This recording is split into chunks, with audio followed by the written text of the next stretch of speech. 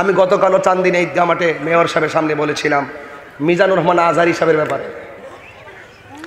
আমি বলছিলাম না এগুলো বলবেন না কিছু, আমি পরামর্শস্বরূপ কথা বলি। আমার এখানে ফ্রেন্ড আছে যারা আমাকে ঘৃণা করে, তাদেরকে নিয়ে ভাবার টাইম আমার নাই।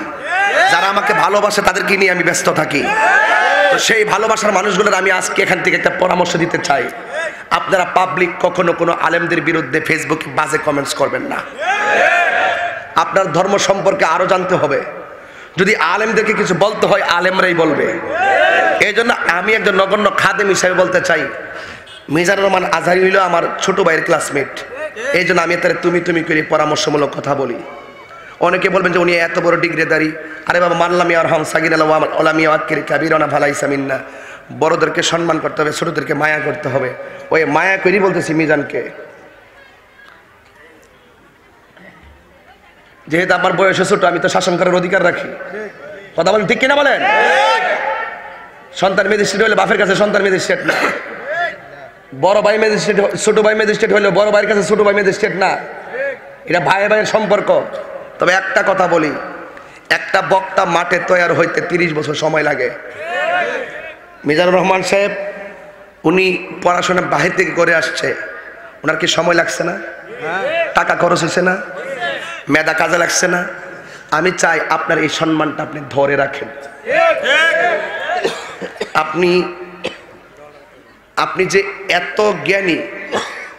এত জ্ঞানী হওয়া সত্ত্বেও আপনার কথা যদি সহজে পাবলিক পর্যন্ত ভুল ধরে ফেলে, তাহলে তো আপনার জ্ঞানের মূল্য থাকবে না রে ভাই।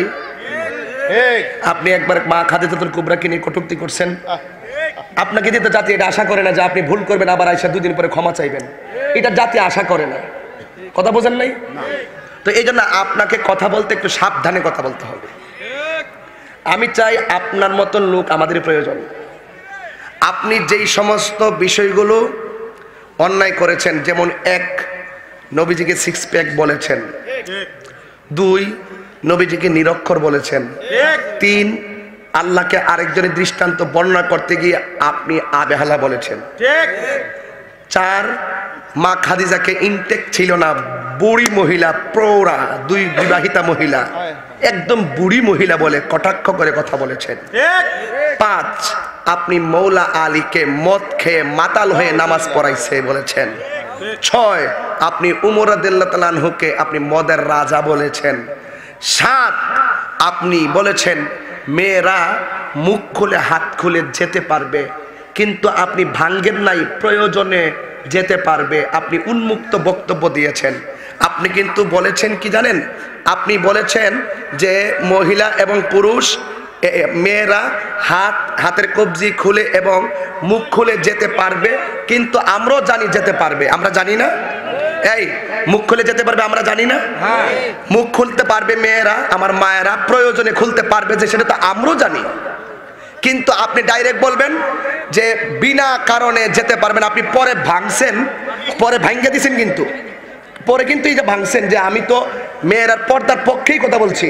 আপনি যেটা বলবেন আপনি জানেন, এটা আমরাও জানি। আপনি যে পরে ভাঙ্গা দিয়েছেন এটা আমরা খুশি হয়েছি, কিন্তু আমরা চাই কিছু রুখসত, শরীয়তের কিছু রুখসত মাসআলা আছে, এইগুলো ঢালাওভাবে আমরা এজেন্ডায় না আনি।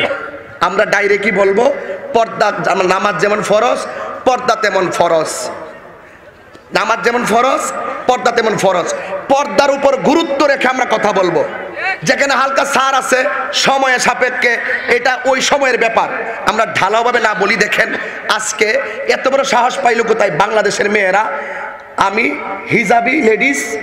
হিজাবি লেডিস এইরকম মুখ খুললা মেয়েরা পর্যন্ত গান পর্যন্ত বাইর করছে। এই সমস্ত আমরা যদি প্রয়োজনে খোলা রাখতে পারে বলবো, কিন্তু সময়টাকে আমরা অত্যন্ত ওই সময়ের জন্য রেখে দিব, ঢালাওভাবে আমরা বলবো না।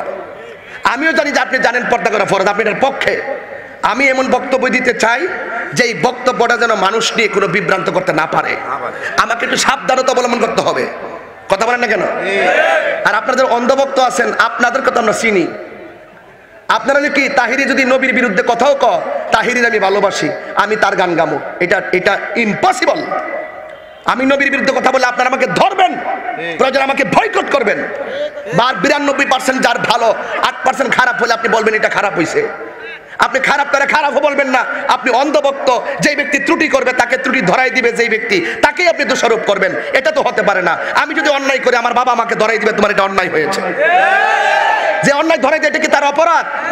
মানুষ তো ভুল করতেই পারে। আমি তো জামাতের যারা আছেন বড় বড় আকাবেরদের সঙ্গে এমন কোনো রাত্র নয় আমার কথা না হয়। গত রাত্রে স্টেজে বসার পরও একজন আমাকে ফোন করেছে, কারণ আমি ন্যায্য কথাটা বলি। আমি কি বলছি, ময়দানে আপনাকে প্রয়োজন আছে, আমাদের আছে কি না? তো আপনি লাগামহীন কথা যেন না হয়, কারণ মানুষ ভুল হতেই পারে। আমি ভুল করতে পারি না, আমি ভুল করতেই তো পারি। আমাকে ধরাই দিবেন, দিলে তো আপনি আমার বস। আপনি যদি আমার ভুলটা ধরিয়ে দেন, আপনি আমার বস, আপনি আমার সম্মানী। কিন্তু আমার প্রশ্ন হলো, আমরা যেন লাগামহীন কোনো কথা না বলি, এদিকে আমাদের খেয়াল রাখা লাগবে রে ভাই। এমনিতে ইসলাম নিয়ে ইহুদি খ্রিস্টানরা বহুত তাল বাহানা করতেছে, এই তাল বাহানার সুযোগটা তো দেওয়া যাবে না। কথা বলেন না কেন, ঠিক কিনা বলেন? এই সুযোগটা দেওয়া যাবে না। অনুরোধ করে বলি আমরা সবাই ঐক্যবদ্ধ হতে চাই, ঠিক কিনা বলেন? যদি বলেন এখন আমি কারো এন্টিতে কথা বলছি, সেটা আপনার ব্যক্তিগত ব্যাপার। আমি এন্টিতে নয়, আমি সামাজিকভাবে কথা বলেছি। কথা বলেন, ঠিক কিনা বলেন? এই জন্য অনুরোধ করে বলি,